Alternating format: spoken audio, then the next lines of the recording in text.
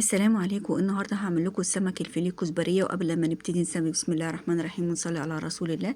انا جبت السمك تبلته بالثوم والكزبره وكمون شطه ملح مستردة ليمون، وجبت طاسه حطيت فيها زيت ونزلت عليها بالبصل، دبلت البصل نزلت عليه بالسمك الفيليه وما بقلبهوش غير لما يبتدي ياخد لون من تحت.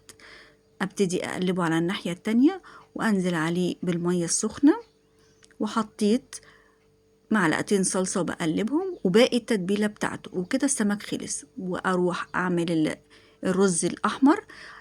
حمرت البصلة ونزلت عليها بالصلصة وحطيت الرز وزودت المية السخنة والملح، وكده الرز خلص.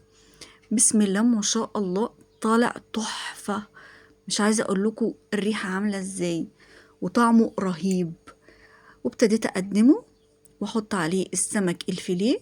ما شاء الله ما شاء الله، طالع السمك حكاية. وحطيت الصوص عليه.